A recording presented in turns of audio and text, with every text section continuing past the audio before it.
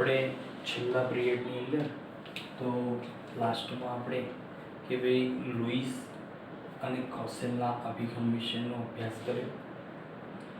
ત્યારબાદ એની અંદર જે જોવા મળતું કે ભાઈ એની અંદર જે બિંદુ નિરૂપણ કઈ રીતે ઘટતું. તો લુઈસનો અભિગમ સહસંયોજક બંધ તરફ લઈ જાય, કોસેલનો અભિગમ આયોનિક બંધ તરફ લઈ જાય છે. એની રચના વિશેનો અને કઈ રીતે છે એના આપણે સવિસ્તાર અભ્યાસ કરી ચૂકેલા છીએ. હવે આપણે ટોપિક ભણવાનો છે કે ભાઈ અણુઓ જે છે એ અણુઓમાં દરેક પરમાણુના સંયોજકતા ઇલેક્ટ્રોન, જેને આપણે બિંદુ અથવા ચોકડી સ્વરૂપે દર્શાવીએ છીએ. તો એવા જે અણુઓ છે અથવા અણુરૂપી આયનો, એમનું લુઈસ બિંદુ નિરૂપણ કઈ રીતે કરવામાં આવે છે. તો આપણે થોડુંક અષ્ટકના નિયમની અંદર તમને અભ્યાસ કરાય, બરાબર. એની 3 મર્યાદાઓ પણ આપણે ભણી ગયા. હવે આપણે બિંદુ નિરૂપણ કઈ રીતે કરવું.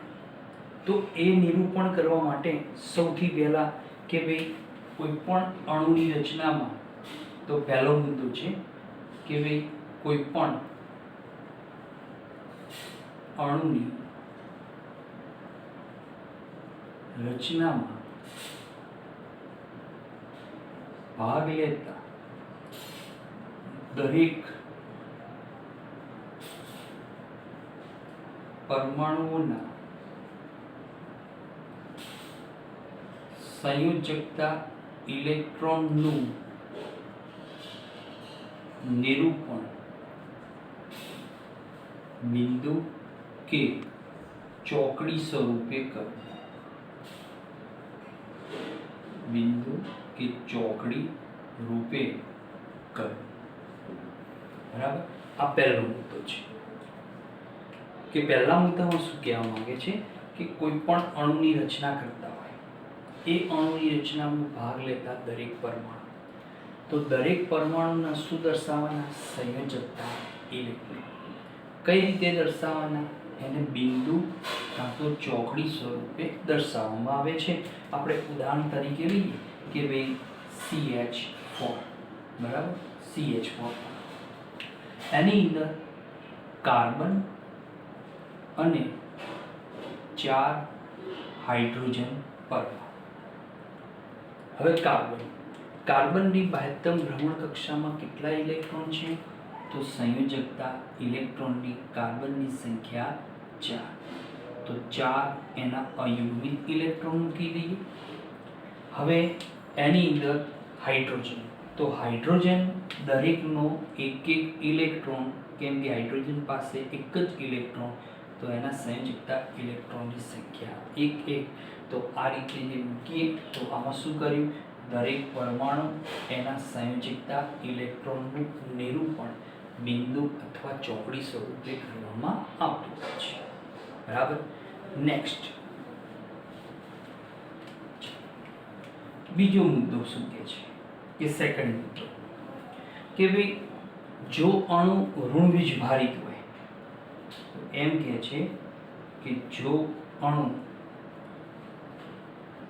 ઋણ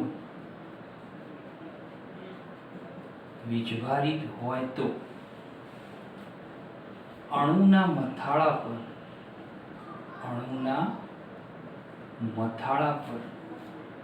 જેટલો ઋણ વીજભાર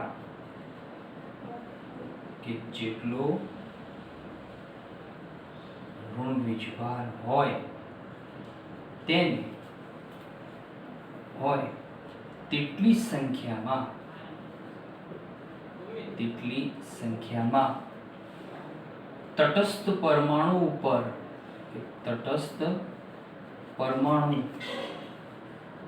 ઉપર એટલે કે છેડા પરના પરમાણુ પર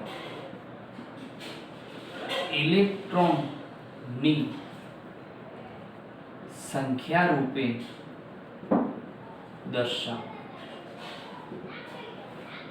આ ખાસ ખ્યાલ રાખો કે અણુ કેવો કીધો હોય? ઋણ વીજભારિત અણુ હોય તો અણુના મથાળા પર જેટલો ઋણ વીજભાર હોય એટલી સંખ્યામાં આપણે તટસ્થ પરમાણુ પર એટલે કે છેડા ઉપરના પરમાણુ પર એટલા ઇલેક્ટ્રોનને સંખ્યા રૂપે દર્શાવી દેવાની. તો અહીંયા એને સમજવા માટે આપણે એક ઉદાહરણનો અભ્યાસ કરીએ કે ભાઈ ઉદાહરણ તરીકે કે ભાઈ CO3 -2 આયન છે, બરાબર. હવે આનું આપણે બિંદુ નિરૂપણ કરીએ છીએ. તો CO3 -2 આયનમાં આ કાર્બન પરમાણુ, એની આસપાસ તો 1 2 કાર્બન, 1 2 અને 3 ઓક્સિજન, રાઈટ. હવે કાર્બનના સંયોજકતા ઇલેક્ટ્રોન કેટલા, તો આપણે જોઈ ગયા કે ભાઈ કેટલા હોય, 4 ઇલેક્ટ્રોન, બરાબર. તો 4 ઇલેક્ટ્રોન 1 2 3 અને 4, રાઈટ. હવે સામે ઓક્સિજન, તો ઓક્સિજનના કેટલા હોય, 6 ઇલેક્ટ્રોન. એ 6 સંયોજકતા ઇલેક્ટ્રોનમાંથી અયુગ્મિત કેટલા હશે, તો 2 ઇલેક્ટ્રોન અયુગ્મિત. તો 2 ઇલેક્ટ્રોન અયુગ્મિત કે ભાઈ આ ઓક્સિજનના 2 અયુગ્મિત કાર્બનના 2 અયુગ્મિત સાથે શું બનાવશે, દ્વિબંધ બનાવશે. જ્યારે આ ઓક્સિજનની એક લોન પેર એટલે કે વધારાની અબંધકારક ઇલેક્ટ્રોન જોડ પડી રહે છે. હવે અહીંયા આ ઓક્સિજન એનો અયુગ્મિત 1 ઇલેક્ટ્રોન, આ ઓક્સિજન એનો અયુગ્મિત 1 ઇલેક્ટ્રોન. હવે આ ઓક્સિજનની 2 અબંધકારકની જોડ અને 1 અયુગ્મિત પડી રહ્યો. એ જ પ્રમાણે આ ઓક્સિજનની 2 અબંધકારકની જોડ અને 1 અયુગ્મિત ઇલેક્ટ્રોન પડી રહ્યો છે. તો હવે તમે ગણી શકો કે ભાઈ CO3 -2 એમાં કાર્બનના 4 ઇલેક્ટ્રોન આવી ગયા, રાઈટ. દરેક ઓક્સિજનના તમે ગણી નાખો 6 ઇલેક્ટ્રોન થઈ ગયા. હવે આ ઓક્સિજન 2 જે પરમાણુઓ છે એમની પાસે અયુગ્મિત 1 ઇલેક્ટ્રોન પડેલું છે. હવે શું કહે છે કે ઋણ વીજભાર કેટલો છે, તો -2. તો જેટલો ઋણ વીજભાર હોય એટલી સંખ્યામાં શું લઈ લેવાના, ઇલેક્ટ્રોન. પણ ઇલેક્ટ્રોન ક્યાં મૂકવાના, તો છેડા ઉપરના એટલે કે તટસ્થ પરમાણુ પર મૂકવાના, બરાબર. તો અહીંયા આ તટસ્થ પરમાણુ પર 1 ઇલેક્ટ્રોન મૂકીએ એટલે આ -1 વીજભાર અને આ -1 વીજભાર થઈ ગયો CO3 -2 નો અણુ થઈ ગયો, બરાબર. ત્યાર પછી નેક્સ્ટ ત્રીજો મુદ્દો શું કહેવા માંગે છે કે એમ કહે છે કે ભાઈ જો અણુ ધન વીજભારિત હોય તો તેના મથાળા પર જેટલો ધન વીજભાર હોય તેટલી સંખ્યામાં ઇલેક્ટ્રોન તટસ્થ પરમાણુ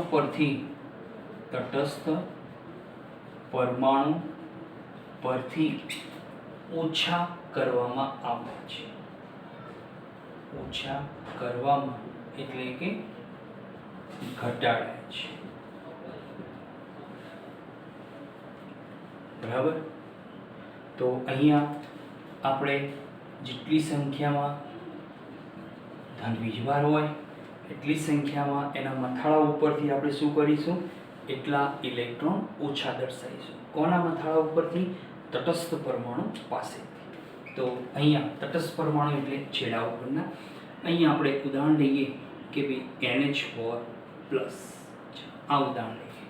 હવે NH4+ કે ભાઈ NH4+ માં નાઇટ્રોજન પરમાણુ, એની આસપાસ તો 4 હાઇડ્રોજન પરમાણુ મૂકી દઈએ, રાઈટ.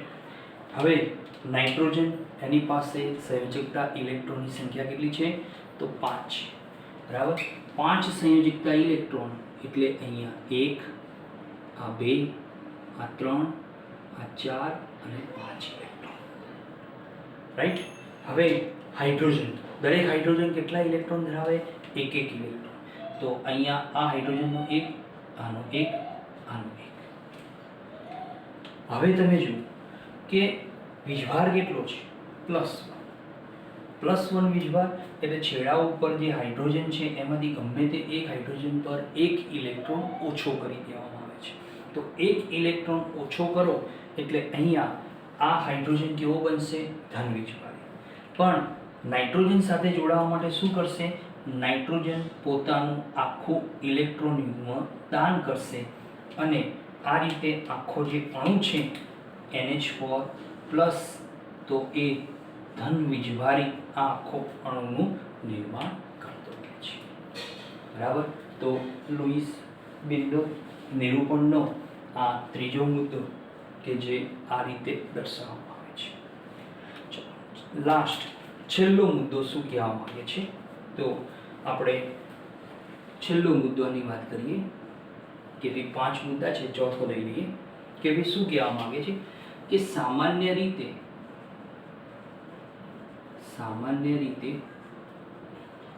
ઓછી વિદ્યુત ઋણતા ધરાવતા એટલે કે ઋણ વિદ્યુતમય, બરાબર, તત્વના પરમાણુને મધ્યસ્થ પરમાણુ તરીકે સ્વીકારાય છે. મધ્યસ્થ પરમાણુ તરીકે અને વધુ વીજ ઋણતા ધરાવતા તત્વના પરમાણુને છેડા પરના તટસ્થ પરમાણુ રૂપે દર્શાવાય છે. બરાબર. તો છેડા ઉપરના તટસ્થ પરમાણુ સ્વરૂપે દર્શાવવામાં આવે છે. તો ઉદાહરણ તરીકે વાત કરીએ CH4 માં કાર્બનની વિદ્યુત ઋણતા સૌથી વધારે, તો એ ક્યાં હશે? મધ્યસ્થ પરમાણુ તરીકે. હાઇડ્રોજનની ઓછી તો છેડા CO3-. તો કાર્બન કરતાં ઓક્સિજનની વિદ્યુત ઋણતા વધારે. પણ આ નિયમ જે કહેવા માંગે છે એ દરેક અણુઓમાં લાગુ પડતો નથી હોતો, અપવાદ છે આ. તો અહીંયા ઓક્સિજન હંમેશા છેડા ઉપર જ જોડાય, કેમ કે 3 ઓક્સિજન પરમાણુ છે, કાર્બન એક જ છે, એટલે કાર્બન ક્યાં જશે? મધ્યસ્થ પરમાણુ તરીકે અહીંયા જોડાવાનો પ્રયત્ન કરતો હોય છે. તો ઓછી વિદ્યુત ઋણતા, તો કાર્બનની ઓછી એટલે મધ્યસ્થ પરમાણુ, ઓક્સિજનની વધારે એટલે આજુબાજુ ગોઠવાશે, રાઈટ. પણ આ નિયમ ઘણા અણુઓ માટે લાગુ પડતો નથી હોતો, જે આપણે આગળ જોઈશું. ત્યાર પછી એની અંદર આપણે 5મો મુદ્દો કહેવા માંગે છે. એ 5મો મુદ્દો શું કહેવા માંગે છે કે ભાઈ જે ઇલેક્ટ્રોન યુગ્મ કે ભાઈ અણુ કે આયનમાં જે ઇલેક્ટ્રોન યુગ્મો ભાગીદારી કરતા હોય તેમને બંધ કારક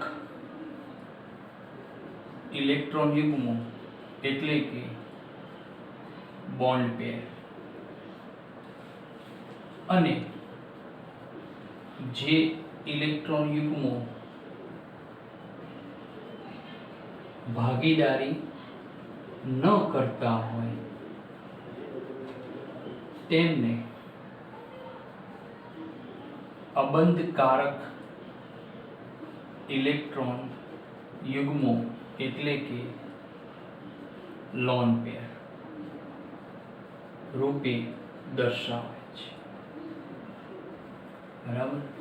તો અણુ અથવા આયન હોય એમાં ઇલેક્ટ્રોન યુગ્મો શું થતા હોય? ભાગીદારી. તો ભાગીદારી કરતા હોય એ ઇલેક્ટ્રોન યુગ્મો, તો આ બધા ઇલેક્ટ્રોન યુગ્મો ભાગીદારી કરે. બરાબર. આ ઇલેક્ટ્રોન યુગ્મ ભાગીદારી કરે, આ ઇલેક્ટ્રોન યુગ્મ ભાગીદારી કરે, તો એમને કેવા કહેવાય? બોન્ડ પેર કહેવાય. તો આપણે અહીંયા સમજવા માટે કે ભાઈ આ અણુ છે, આ અણુમાં આપણે બોન્ડ પેર એટલે બંધકારક ઇલેક્ટ્રોનની સંખ્યા કેટલી થશે? તો બોન્ડ પેરની સંખ્યા 4. સમજો. જોડ, બંધકારક ઇલેક્ટ્રોન યુગ્મની જોડ, આ જોડ કહેવાય. જોડમાં કેટલા ઇલેક્ટ્રોન હોય? 2 હોય. તો અહીંયા હું લખું કે બોન્ડ પેરમાં ઇલેક્ટ્રોનની સંખ્યા તો કેટલી થશે? 8 થશે. બરાબર. આ અણુમાં લોન પેર એક કઈ નથી, 0. ચલો આ અણુમાં બોન્ડ પેરની વાત કરીએ તો બોન્ડ પેર કેટલા? 1 2 3 4 4 બોન્ડ પેર. તો 4 બોન્ડ પેર પ્રમાણે તો બોન્ડ પેરની ઇલેક્ટ્રોન સંખ્યા કેટલી થશે? 8. લોન પેર કેટલી થશે? તો લોન પેર આ જે પરમાણુ પર યાદ રાખો કે તટસ્થ પરમાણુ એટલે છેડા ઉપરના પરમાણુ પર જ લોન પેર હોય. તો લોન પેરની સંખ્યા તો 1 2 3 4 5 6 7 8 8 લોન પેર થયા. કેટલા થયા? 8 લોન પેર. તો જોડ 8 થઈ તો લોન પેરની ઇલેક્ટ્રોન સંખ્યા કેટલી થશે? 8 દુ 16 થશે. બરાબર.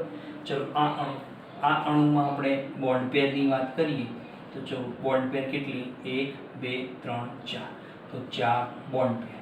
બરાબર. આ અણુમાં એકેય લોન પેર છે નહીં. બરાબર. તો આ રીતે આ 5 મુદ્દાઓ આપણે ખાસ ધ્યાનમાં રાખી અને અણુઓનું શું દર્શાવવાનું છે? લુઈસ બિંદુ નિરૂપણ દર્શાવવાનું છે. એમાં આપણે ગયા પિરિયડમાં મેં તમને હાઇડ્રોજન, ઓક્સિજન, નાઇટ્રોજન આ 3 અણુ એ સિવાય H2SO4 વગેરે જેવા અણુઓના તમને લુઈસ બિંદુ નિરૂપણ વિશેની વાત કરી હતી. હવે એના સિવાયના આપણે થોડાક ઉદાહરણો લઈ લઈએ કે ભાઈ એના સિવાયના ઉદાહરણોમાં તો મેં તમને CO3-2 CH4 NH4+ લઈ લીધો છે. હવે આપણે ઉદાહરણ તરીકે લઈએ તો ભાઈ HNO3 નો અણુ લઈએ. HNO3 બરાબર. HNO3 માં મધ્યસ્થ નાઇટ્રોજન, રાઈટ.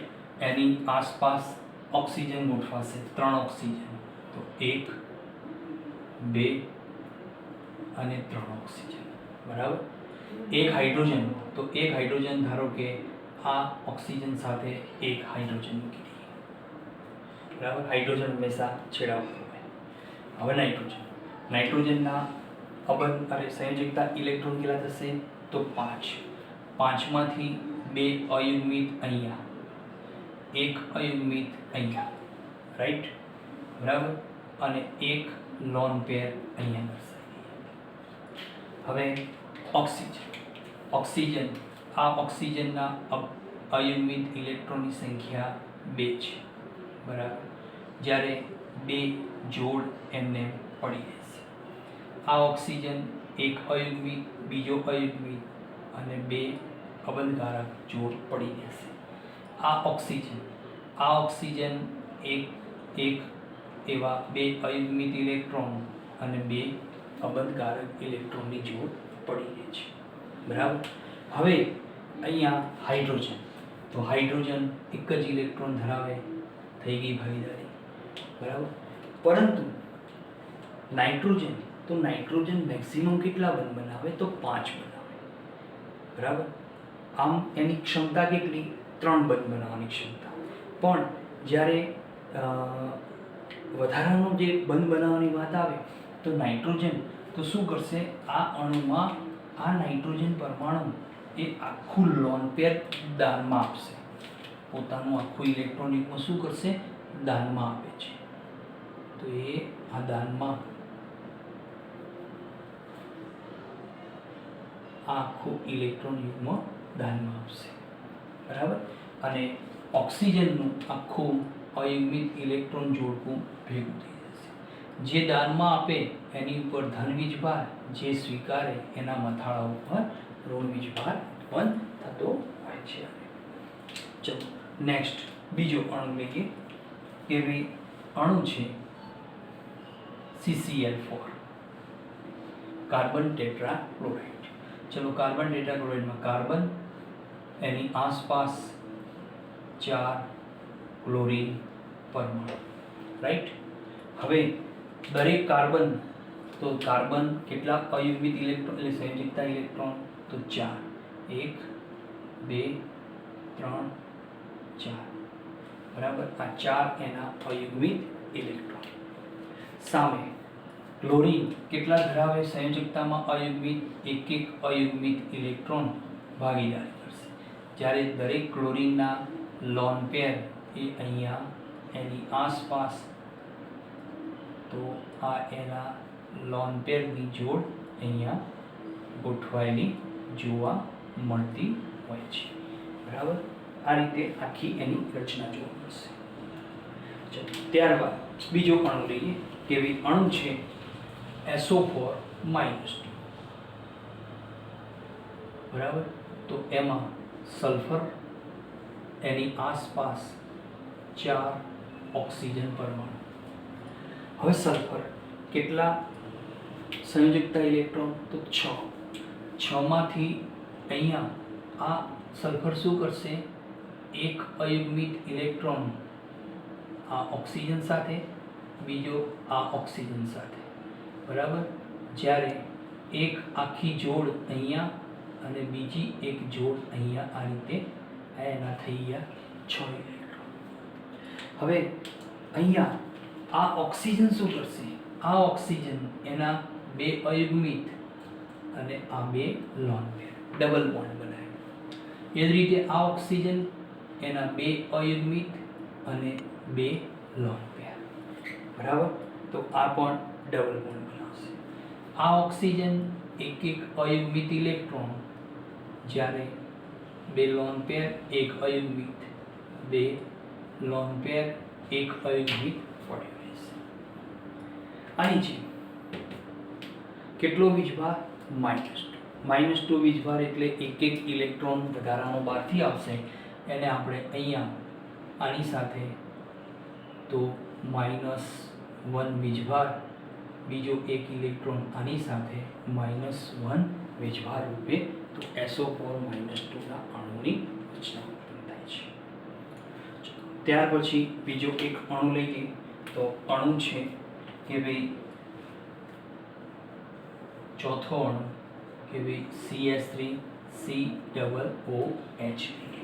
બરાબર, CS3COOH, તો એમાં કાર્બન, એની આસપાસ આ 3 હાઇડ્રોજન, પછી પાછો કાર્બન, પછી અહીંયા ઓક્સિજન, અહીંયા ઓક્સિજન અને આ હાઇડ્રોજન. હવે આ રચનામાં તો ભાઈ કાર્બન, તો કાર્બન કેટલા? તો સંયોજકતા ઇલેક્ટ્રોનની 1 2 3 અને 4. રાઈટ, આ કાર્બન 1, પછી અહીંયા 2 અયુગ્મિત અને 1 અયુગ્મિત. હવે ઓક્સિજન, તો ઓક્સિજનના આ 2 અને વધારાની 2 જોડ પડી રહેશે, ડબલ બોન્ડ. 1 અયુગ્મિત ઓક્સિજનનો અહીંયા એક હાઇડ્રોજન સાથે 2 પડી રહેશે. આ હાઇડ્રોજન એક અયુગ્મિત ઇલેક્ટ્રોન આની સાથે, અને છેડા ઉપર આ હાઇડ્રોજન એનો 1 અયુગ્મિત ઇલેક્ટ્રોન. બરાબર, તો હવે તમે આ રીતે દરેક અણુઓમાં આપણે શું દર્શાવી શકીએ છીએ? લુઈસ બિંદુ નિરૂપણ. પણ શું કરવાનું? આટલા 5 મુદ્દાઓ ધ્યાનમાં રાખવાના. બરાબર, તો આ 5 મુદ્દાઓને ધ્યાનમાં રાખી અને લુઈસ બિંદુ નિરૂપણ આપણે ફરજિયાત દર્શાવવાનો આવે છે. હવે આ જે બિંદુ નિરૂપણનો જે ઉપયોગ થાય છે, તો અહીંયા તો એક વૈજ્ઞાનિક છે જેનું નામ છે હાઇઝનબર્ગ નામનો વૈજ્ઞાનિક છે. બરાબર, પછી બીજો છે તો આપણે લેન્ગમૂર વૈજ્ઞાનિક, અને ત્રીજો લુઈસ. કે લુઈસ બિંદુ નિરૂપણનો આ મુદ્દાઓનો ઉપયોગ કરી અણુઓમાં સંસ્પંદન સૂત્રો નથી દર્શાવી શકાતા. બરાબર, તો સંસ્પંદન વિશેનો ખ્યાલ આ 3 વૈજ્ઞાનિકો સાથે મળીને આપ્યો. તો આપણે નેક્સ્ટ પિરિયડમાં તો અહીંયા સંસ્પંદન વિશેનો આપણે ખ્યાલ લઈશું, કે જેમાં ઓઝોનના અણુની અંદર સંસ્પંદન કઈ રીતે થાય છે, તો એ વિશેનો આપણે અભ્યાસ કરીશું. બરાબર, હવે આટલા જે મેં ટોપિક મૂક્યા છે, આ સિવાયના જે બીજા અણુઓ છે તો હું એની તમને PDF મોકલી દઈશ તમારા WhatsApp પર. ઓકે.